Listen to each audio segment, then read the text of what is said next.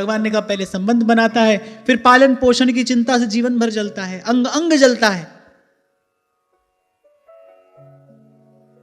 और भगवान कह रहे हैं तथापि दुर्वासनाओं से दूषित हृदय होने के कारण यह मूढ़ निरंतर इन्हीं के लिए तरह तरह के पाप करता है। पहले भी मैंने आपसे शायद कभी निवेदन किया था, जिन संबंधों का निर्वाह करने के लिए जीव पाप करता है, संबंध यही रह जाते हैं, पाप साथ जाता है। कब तक साथ रहता है? आज तक भटक रहे हैं संसार में, ये जन्म जन्मांतर के हमारे पाप ही तो हैं। इतना सुनते हैं, इतना संतों की वाणी सुनते हैं, फिर भी और अंतर में प्रकाश नहीं होता, हमको बोध नहीं होता। अरे पूर्व के पाप ही तो बार बार विक्षेप बनकर सामने आते हैं। सुख निधान प्रभु प्यारे नहीं लगते, प्रभु का नाम मीठा नहीं लगता। वही संसार की चकाचौंध बार बार खींचे लेती है मन को अपनी ओर। तुलसी पिछले पाप ते हरि चर्चा न सुहाए।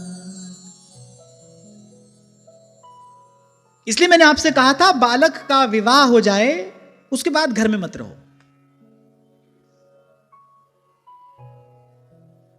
और पहले समय और था, पहले समाज की स्थिति कुछ और थी, पहले संस्कार कुछ और थे। अब समय बदल गया है भाई, समय के साथ आप भी बदलिए। आज जहां से चर्चा आरंभ हुई, इस समय के परिवर्तन को देखिए, समझिए, आप भी बदलिए। बहुत अधिक समय तक अब आपके बच्चे आपको अपने साथ नहीं चाहते, दे नीड स्पेस। ऐसा ही कहते हैं ना, सबको अपना अपना स्पेस चाहिए, उनको भी स्पेस चाहिए। आप भी अपने राइट स्पेस पर पहुंचिए। और शायद इसी का विचार किया था हमारे ऋषि मुनियों ने, इसीलिए गृहस्थ के बाद वानप्रस्थ और फिर सन्यास। वानप्रस्थ माने बड़े वन की ओर देखना, घर से मुख मोड़ लीजिए। और अगर घर में रहना है, अगर घर में रहिए तो फिर कैसे रहिए? घर को पीठ देके भगवान की ओर मुख करके रहिए। आपसे कोई अनुमति लेने आए, आपसे किसी कार्य में कोई स्वीकृति लेने आए, कोई अच्छी सलाह मांगने के लिए आए, तो भाई उसको दे दो। जब कोई आपको बड़ा माने तभी बड़े होने में लाभ होता है। तभी ये बात व्यास जी ने समझाई ना, लेकिन गुरु के माने शिष्य नहीं, शिष्य माने गुरु हुए। छोटा यदि आपको बड़ा मान रहा है, आपको बड़े के जैसा आदर सम्मान दे रहा है, आपसे कुछ आज्ञा स्वीकृति अनुमति चाहता है, तब तो उसको दो।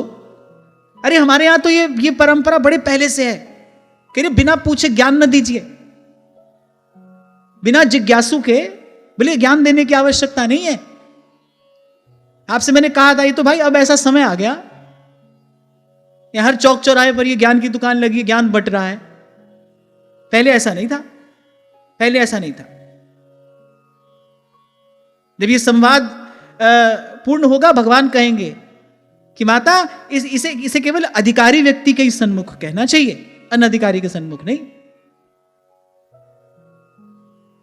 इसलिए कोई ये भूल ना रखे कि भाई इससे बड़ा धर्म का प्रचार हो रहा है, इससे केवल आत्म प्रतिष्ठा होती है, इससे कोई धर्म का प्रचार नहीं हो रहा। अगर धर्म का प्रचार हो रहा है, अगर आज हम ये क्लेम करते हैं कि ये तो बहुत व्यापक स्तर पर धर्म का प्रचार हो रहा है, फिर समाज में ये कुरीतियां क्यों बढ़ रही हैं? फिर व्यक्तिगत रूप से व्यक्ति का पतन क्यों हो रहा है? व्यक्ति के चरित्र का पतन क्यों हो रहा है? ये प्रश्न तो भाई हमको अपने आप से भी और ये क्लेम करने वालों से भी पूछना चाहिए ना। अगर धर्म का इतना ही प्रचार हो रहा है, व्यक्ति का पतन क्यों हो रहा है? व्यक्ति का चारित्रिक पतन क्यों हो रहा है? व्यक्ति मानसिक रूप से क्यों इतना अस्वस्थ हो रहा है? कहां से आ गई ये इतनी निराशा, ये अवसाद, ये डिप्रेशन, ये सब कहां से आया है? अरे यतो धर्मस् ततो जयः, जहां धर्म है वहां तो जय है, वहां तो जय विजय होनी चाहिए, वहां तो उत्कर्ष उल्लास आनंद होना चाहिए। और यहां देखो, पूरे विश्व की ओर आप देखिए कितनी तीव्र गति से मानसिक रोगियों की संख्या बढ़ रही है। ये कौन सा धर्म का प्रचार हो रहा है? नहीं, ये आत्म प्रतिष्ठा के लिए किया जाता है बस, बिना पूछे, बिना जिज्ञासु के ये सब कहना। इसके मूल में कोई लोकहित नहीं है, इसके हित में कोई धर्म प्रचार नहीं है, इसमें केवल आत्म प्रतिष्ठा है।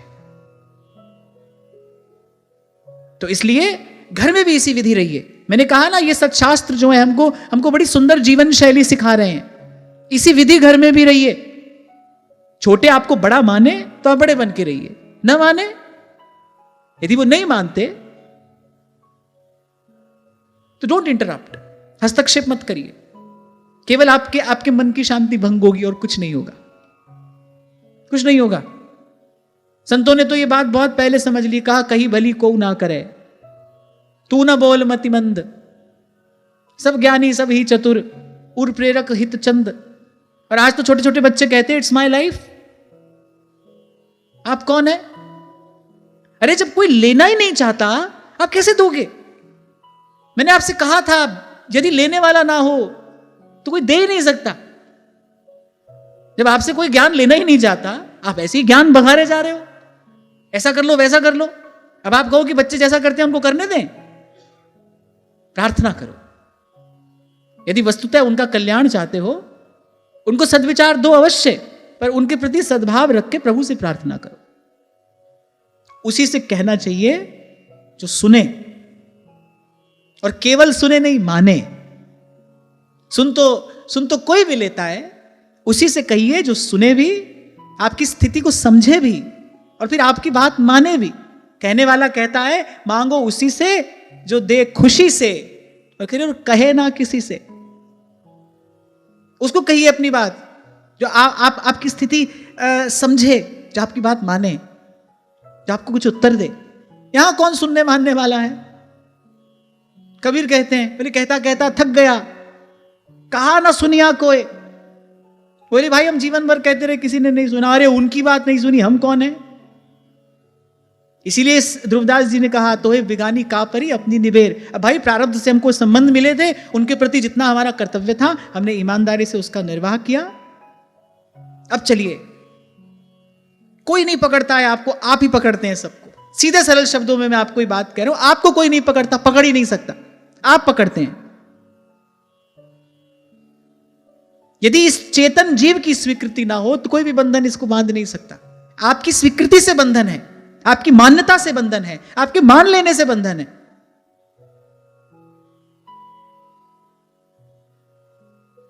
इसलिए मैंने कहा कि संतुलन अपेक्षित है। कहां रहना है, कब तक रहना है और कैसे रहना है।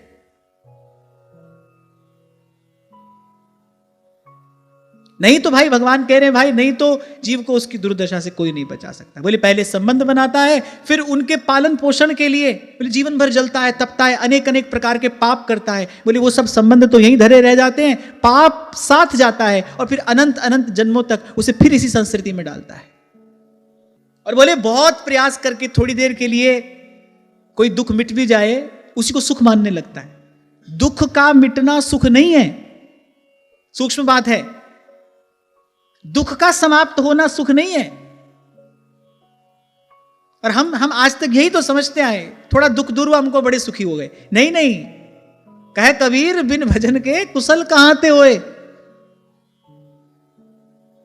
बिन हरि भजन न जाहि कलेसा, बिनु हरि भजन न जाहि कलेसा।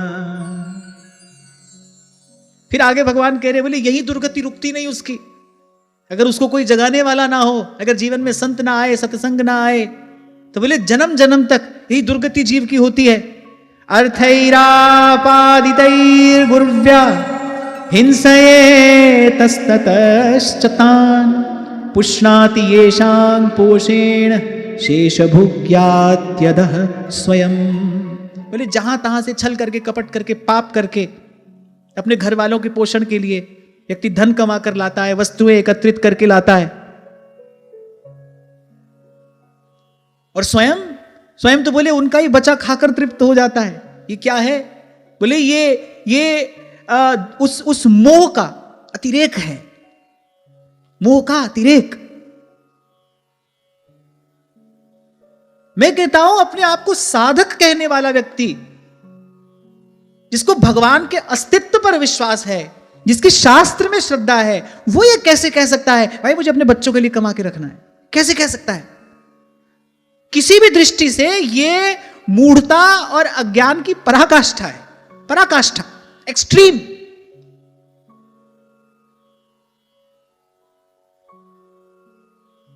इस भूल में कभी ना रहना, ध्यान रखना, आप समाप्त होगे, ये प्रपंच कभी समाप्त नहीं होगा। इसी दृश्य को देखकर कबीर रोए थे, दो पाटन के बीच में साबत बचा न कोई, साबत बचा न को। एक कमाने वाला व्यक्ति होता है घर में, किसी कारण व्यापार ना चले, किसी कारण कोई और कष्ट आ जाए, समय पर घर में धन लाकर न दे, तो वही घर के लोग अनादर करने लगते हैं कि नहीं? बताओ, वही घर के लोग अपमान करने लगते हैं कि नहीं? तो सम्मान किसका है, तुम्हारा है कि धन का है? आपसे कोई आपसे प्रेम कर रहा है या अपने सुख से प्रेम कर रहा है? पर विडंबना यह है, ये माया श्री कृष्ण की, मोयो सब संसार। आंख खुली है पर दिखता नहीं, इसलिए आंख तो है पर दृष्टि नहीं है, बुद्धि है पर विवेक नहीं है, जीवन है पर आत्म कल्याण की क्षमता नहीं है, सामर्थ्य नहीं है।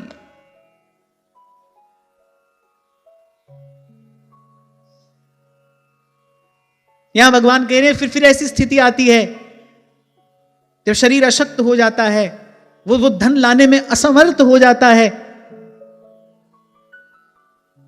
फिर भांति भांति के विकार बढ़ते हैं। अच्छा देखो, व्यक्ति का व्यापार नहीं चल रहा है, परिवार भूखा है, फिर व्यक्ति क्या करेगा? कहेगा भाई मैं पाप करके भी कमाऊं पर परिवार का पेट तो पालना है। होता है कि नहीं? यही तो संसार में होता आया है, हो रहा है।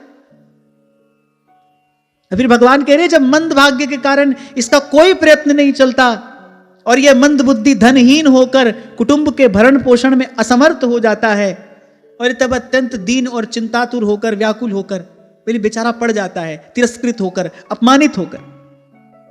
और जैसे किसी बूढ़े बैल की उपेक्षा कर दी जाती है, पहले वैसे फिर इसकी भी उपेक्षा कर दी जाती है। भाई अब तुम हमारे किस काम के हो? इसलिए आज आरंभ में मैंने आपसे कहा, ना तो भाई यहां किसी से उलझना है, ना किसी में उलझना है, ना किसी से उलझना है, बस इसको समझ लीजिए। एक बात करना है, पर मैं बार बार आपसे कहता हूं, करते करते मरना नहीं है। परम धर्म तो आत्म कल्याणी है। ये जो बीच का एक मार्ग आया है, इसको सद्भाव से इस पर आगे बढ़ते हुए करना तो आत्म कल्याणी है। लक्ष्य तो हमारा वही है, लक्ष्य को नहीं भूलना है।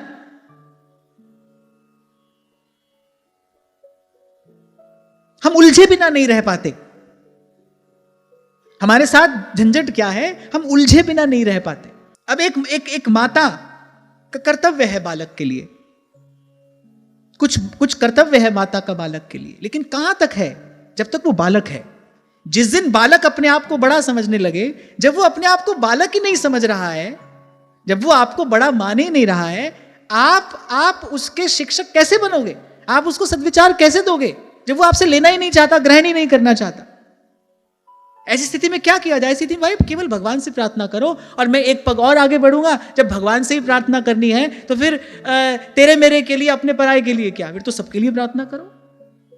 लोकः समस्तः सुखिनो भवन्तु। कुल मिलाकर भाई जीवन शैली ऐसी हो जो मन चित्त को स्वस्थ रखे भजन के लिए।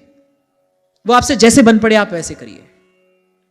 मन चित्त भजन के लिए स्वस्थ रहे, मन चित्त भजन के योग्य रहे, मन में अकारण भांति भांति के विक्षेप ना हो। बस आपकी जीवन शैली ऐसी होनी चाहिए, क्योंकि परम धर्म तो आत्म कल्याणी है। करना तो भाई अपना कल्याण ही है। जिसको जो प्रारब्ध मिला है, जिस स्थिति में भगवान ने रखा है, उसको उसी का सदुपयोग करते हुए अपना कल्याण करना है।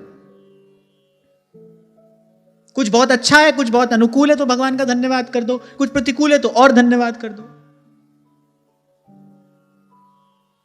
ये जो कर रहे हैं प्रभु, आप मुझे सचेत करने के लिए कर रहे हैं, आप मुझे सुघड़ बनाने के लिए कर रहे हैं। ठोक पीट थन रूप संवारो, सुघड़ बनायो जी। ठोक पीट थन रूप संवारो, सुघड़ बनायो जी। धूल पड़ा का करथो में तो हो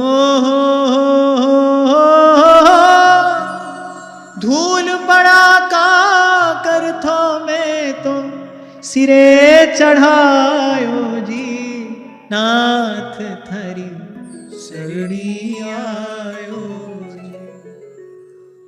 तो भाई ये भगवान ठोक पीट रहे हैं हमको सुघड़ बनाने के लिए। कुछ होता है जो भीतर से हाथ के सहारे जैसा होता है, और कुछ होता है जो बाहर की चोट जैसा होता है, लेकिन दोनों ही कार्य किए जा रहे हैं मिट्टी को पात्र बनाने के लिए, हमको सुघड़ बनाने के लिए, एक आकार देने के लिए।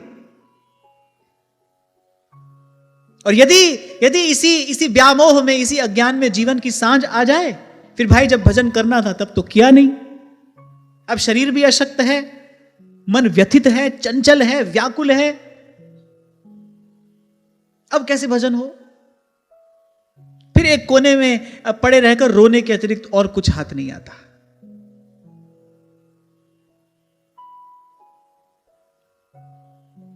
तो इसीलिए चेत चेत मन बावरे, ऐसा संत कहते हैं अपने मन को चेताते हुए, चेत चेत मन बावरे। इससे पहले चिड़िया खेत चुग जाए, उससे पहले खेत की संभाल कर लो। प्यास लगने पर कुआं नहीं खोदा जाता है भाई। आप सोचो प्यास लगेगी तो कुआं खोदेंगे, अभी तो सब अनुकूल है, फिर देखेंगे जब समय आएगा तब भजन करेंगे। नहीं, ऐसा नहीं होता है। यदि कोई सोचे प्यास लगने पर कुआं खोदूंगा, फिर तो भाई प्यास के मारे मरेगा, फिर तो प्यास प्राण ले लेगी। कुआं पहले खोद कर रखना पड़ता है। तो ऐसे ही प्यास तो लगेगी भाई, शरीर है तो प्यास लगेगी ना, प्यास तो लगेगी, समय तो आएगा। तन जोबन उड़ जाएगा जैसे उड़त कपूर, नारायण गोपाल भज क्यों चाटे जग धूर, क्यों चाटे जग धूर। अब फिर आप कहो कि आज तो आपने बहुत ही डरा दिया। नहीं नहीं, मैं तो आपको वो बोर्ड दिखा रहा हूं, आगे गहरी खाई है। और मैं कहता हूं कि अगर कभी कभी डरना भी पड़े, यदि डरने से अपना हित होता हो तो डरना भी चाहिए। अब कोई बोले भाई मैं तो जलती आग से नहीं डरता, तो कोई बड़ा बुद्धिमान है। अरे भाई उससे डरना ही चाहिए। जलती आग से कोई नहीं डरेगा।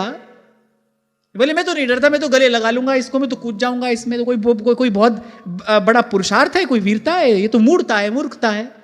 तो भाई कभी कभी डरना भी चाहिए, कहीं कहीं डरना भी चाहिए। और डरने की आज्ञा तो हमको आचार्य चरण ही कर रहे हैं, यही डर ही डरप हरिवंश हित। आज की चर्चा से सार स्वरूप ये बात याद रहे, भाई प्यास लगने पर कुआं नहीं खोद पाएंगे हम, उसकी तैयारी तो आज ही करनी है। आज लगोगे तो किसी दिन जल निकलेगा।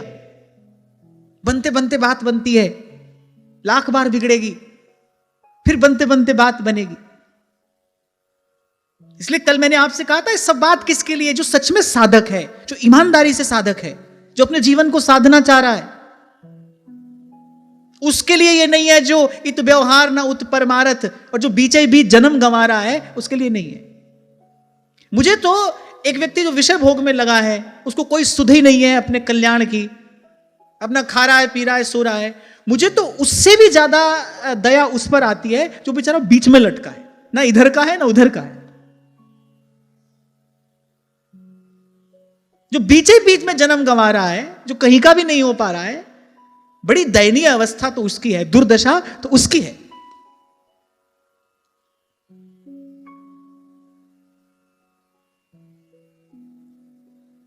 यहां भगवान कह रहे हैं कि वृद्धावस्था के कारण रूप बिगड़ जाता है, शरीर रोगी हो जाता है, अग्नि मंद पड़ जाती है। अच्छा देखो, अग्नि मंद पड़ी माने शरीर अशक्त हुआ है, शरीर अब उत्तम भोजन नहीं खा सकता, पर मन तो ललचाता है। अगर युवावस्था में संयम नहीं रखोगे तो वृद्धावस्था आते आते, अरे वृद्धावस्था आते आते तो यदि युवावस्था में मन को न संभाला जाए तो मन की और दुर्गति हो जाती है। स्वयं भीष्म पितामह कह रहे हैं महाराज युधिष्ठिर से कि इंद्रिय निग्रह युवावस्था से कहीं कठिन वृद्धावस्था में होता है। महाराज युधिष्ठिर हतप्रभ रह गए, बोले वृद्धावस्था में भी इंद्रिय निग्रह करना पड़ता है? बोले युवावस्था से अधिक कठिनाई वृद्धावस्था में होती है। अब मुझे कभी कभी लगता है भाई यहां तो कोई भी काम की बात नहीं सिखाता। यहां कहने वाला कहता है क्या क्या क्या की था, अरे दिल होना चाहिए जवान, तेरी उम्राच की रखे है, ऐसे कहते हैं।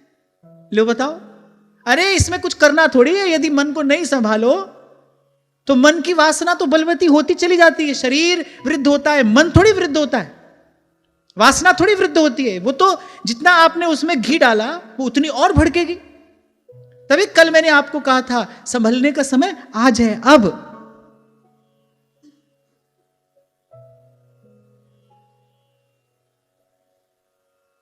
क्योंकि युवावस्था में तो मान लो आपको कोई संत सदगुरु मिल जाए, आपको यम नियम थोड़ा सिखाए, तो युवावस्था में तो अभी शरीर समर्थ है, थोड़ी देर आसन में भी बैठेगा, योग प्राणायाम भी कर लेगा, थोड़ा रसना पर भी संयम साधने का प्रयास करेगा। वृद्धावस्था में तो कुछ होता नहीं भाई, शरीर जर्जर पड़ा है। इसलिए वहां पहुंचने से पहले अपना जीवन संभाल लेना। और जो वहां पहुंच गए हैं, क्योंकि मेरी बात तो सब सुनते हैं ना, नन्हे से 5 वर्ष के बालक से लेकर 90 वर्ष तक का व्यक्ति सुनता है। अब जो वहां पहुंच गया है वो क्या करे? तो भाई भगवान के स्वभाव की ओर देखते हुए राम सिमर एही तेरो काज है, राम सिमर। और अंतमति सो गति। फिर भगवान कहते हैं एवं कुटुंब भरणे व्यापृतात्मा जितेन्द्रियः म्रियते रुदतां स्वानां उरुवेदनयास्तधीः। बोले इस प्रकार जो मूढ़ पुरुष इंद्रियों को न जीत कर और निरंतर कुटुंब पोषण में ही लगा रहता है, बोले अंत में रोते हुए स्वजनों के बीच अत्यंत वेदना से अचेत होकर मृत्यु को प्राप्त होता है। अत्यंत वेदना से। वस्तुतः उस वेदना को व्यक्त करने वाला कोई है नहीं ना, वो तो वेदना जिसको होती है वो ही जानता है। अब वो आकर बता नहीं सकता। जब यमदूतों का दर्शन होता है, वो पीड़ा, वो भय कैसा होता है कोई बता तो सकता नहीं। और वहां पर कोई दया है नहीं। महाप्रभु कह रहे यम द्वारे कटियत नक चीके, वहां तो आपके इतने से अपराध का इतना दंड तैयार रखा है। अच्छा, ये बात कहते सब है अंतमति सो गति, अंतमति सो गति, छोटे से लेकर बड़ा सब जानते हैं। मैं ये देखता हूं अंत आ जाता है लेकिन मति नहीं आती। अंत तो आ जाता है, अंतमति सो गति, अंतमति सो गति करते करते अंत तो आ जाता है लेकिन सुमति नहीं आती, सुमति नहीं आती। आगे आप और मैं श्रवण करेंगे ही जड़ भरत जी का प्रसंग। कितना त्याग तपोमय जीवन है, ज्ञान वैराग्य की पराकाष्ठा। थोड़ी सी भूल होती है फिर संस्कृति में पढ़ना पड़ता है। इसीलिए महाप्रभु कह रहे भाई वहां कोई दया नहीं है। कल ही भगवान ने कह दिया भाई ये काल किसी का सगा नहीं है, इसका ना कोई मित्र है ना कोई शत्रु है। ये तो सब पर समदृष्टि रखता हुआ अपना कार्य करता हुआ चलता है। इसका कोई अपना पराया नहीं है। अच्छा, ये किसी पर कुपित भी नहीं होता, ये किसी पर दया भी नहीं करता, ये किसी पर क्रोधित भी नहीं होता, ये किसी पर दया भी नहीं करता। जो जस करहि सो तस फल चाखा। इसलिए यहां समय से तो दया की अपेक्षा करनी नहीं चाहिए। समय तो भाई आपके कर्मानुसार जैसा आपने कर्म किया वैसा आएगा, आए बिना रहेगा नहीं। समय समय पर आता है, समय पर चला भी जाता है। ना अनुमति लेकर आता है ना आपसे अनुमति लेकर जाता है। तभी शायद आपसे मैंने कभी कहा था ना, व्यक्ति कहता है जन्म कुंडली लेकर और जाता है कि महाराज ये ग्रह बिगड़ा है, वो ग्रह बिगड़ा है। अरे भाई, ग्रहों का तुमसे क्या लेना देना है? वो ना किसी के मित्र हैं ना किसी के शत्रु हैं। आपने जैसा कर्म किया है वो बेचारे उसी के अनुरूप अपना स्थान लेकर बैठे हैं। कुंडली के ग्रहों के कारण आपकी जीवन की स्थिति नहीं है, आपने जो किया है उसके कारण ग्रहों की स्थिति है। और यदि सब कुछ जन्म कुंडली के ही अनुसार होता तो गोस्वामी जी कहते हैं जन्म प्रधान विश्व करी राखा। आप अपना भाग्य बदल सकते हैं, कर्म प्रधान विश्व करी राखा। हाँ, लेकिन ये अपने बल से नहीं होता। फिर आकर संत की कृपा को नमन करना पड़ता है। कोई संत जीवन में आ जाए, आपकी बाह पकड़कर आपको ले चले सन्मार्ग पर, फिर महाप्रभु कहते हैं कि जो पे कृष्ण चरण मन अर्पित फिर करी है कहा नवग्रह रंक। कोई महापुरुष आकर श्री कृष्ण के चरणों में आपका मन समर्पित कर दे, आपका जीवन समर्पित कर दे, आपके कर्म को सेवा बना दे, मेरे फिर ये बेचारे क्या करेंगे? महाप्रभु तो कह रहे करी है कहा नवग्रह रंक। पर मैंने कहा ना, जो कुछ है उसके मूल में आपकी स्वीकृति है, आपका प्रयास है, आपकी चेष्टा है, आपका संकल्प है, आपका विचार है। आप हैं, आप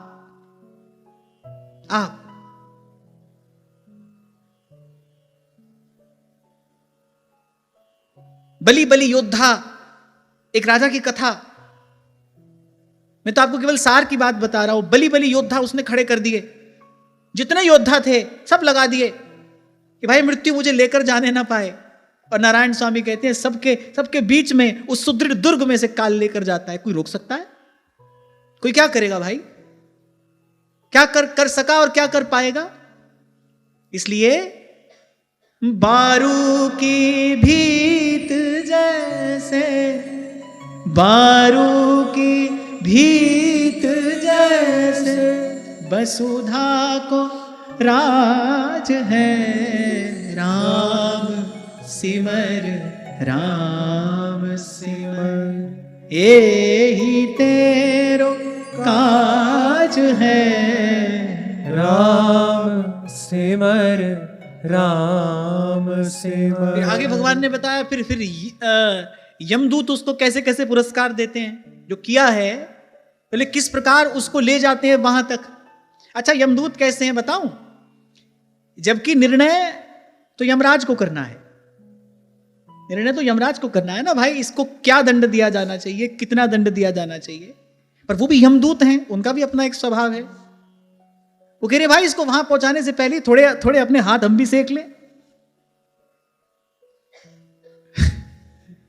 क्योंकि देखो भाई, दंड तो यमराज देंगे, जब तक यहां से वहां तक पहुंचा नहीं तब तक दंड कैसे मिलेगा?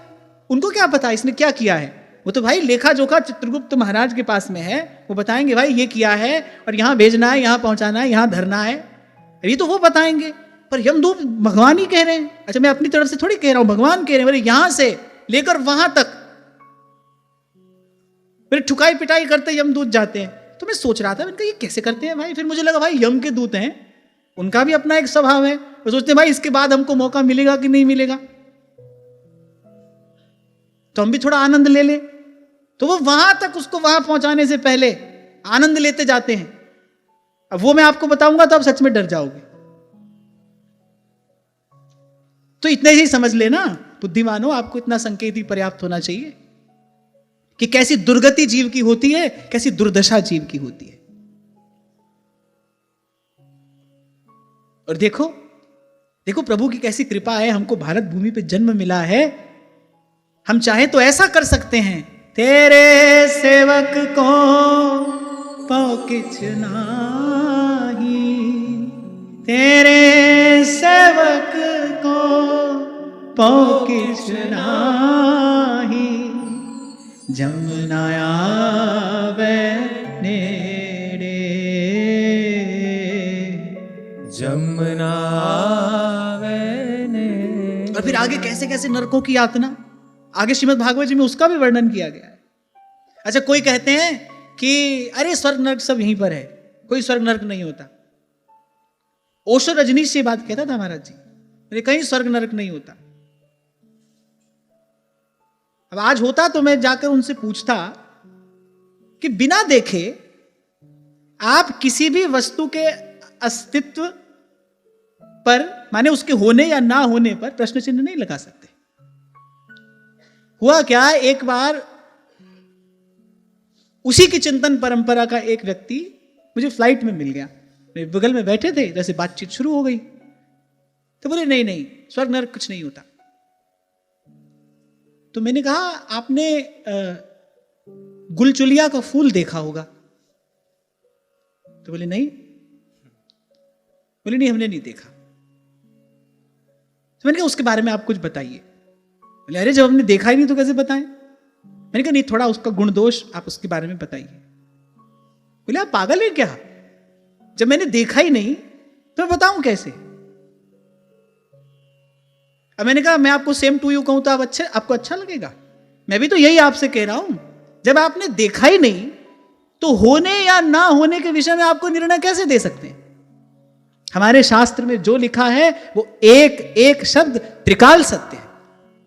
इसी को कहते हैं शास्त्र में निष्ठा होना, इसी को कहते हैं शास्त्र के वचनों में श्रद्धा होना। शास्त्र की बात को ना मानकर, शास्त्र के वचनों को मिथ्या मानकर ही तो व्यक्ति उच्छृंखल हुआ है। भगवान ने तो शास्त्र की व्यवस्था की थी कि हमारा जीवन संयमित नियंत्रित रहे। इसकी बात को न मानकर, शास्त्र के वचनों का निरादर करके ही तो व्यक्ति मनमाना आचरण करने लगा। ऐसे ऐसे पाखंड मत प्रचलित हुए, हो रहे हैं और होते रहेंगे, क्योंकि यह कलयुग का धर्म है। जहां ना शास्त्र की कोई बात है ना भगवान का नाम है। कोई सोहंग सोहंग कर रहा है, कोई शिवोहंग शिवोहंग कर रहा है।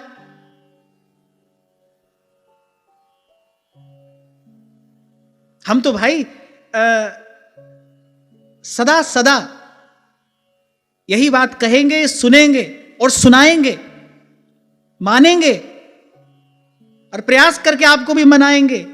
बारी मथे घृत होई बरु, सिकता ते बरु तेल, बिन हरि भजन न भय तरिए, यह सिद्धांत अपेल, यह सिद्धांत अपेल। और फिर भगवान कहते फिर पता नहीं कितने कितने काल तक वो भयंकर यातनाएं, और फिर अनेक अनेक योनियों में जन्म लेने के बाद उसको फिर यह अवसर प्राप्त होता है। कभी भगवान की कृपा होती है, फिर मनुष्य होने का अवसर प्राप्त होता है। और मैं तो कभी कभी इस बात का विचार करता हूं, भाई मनुष्य होने का अवसर भी, अब मनुष्य तो भाई संसार के किसी कोने में भी जन्म ले सकता है। अतिशय कृपा जब होती तब इस भारत भूमि पर मनुष्य होने का अवसर मिलता है। यहां संत मिलते हैं, सत्संग प्राप्त होता है, संतों की वाणी कान में पड़ती है, आत्म कल्याण ये शब्द कान में पड़ता है। यही वो पवित्र भूमि है। तो ये सब कहकर भगवान ने माता देवहूति से दे गए में आसक्त पुरुष की गति का वर्णन किया है। आज की वार्ता यहीं श्री जी के चरणों में निवेदन करते हैं। महाराज श्री के चरणों में प्रणाम। आप सबके हृदयस्थ हित प्रभु को, भाव प्रभु को नमन।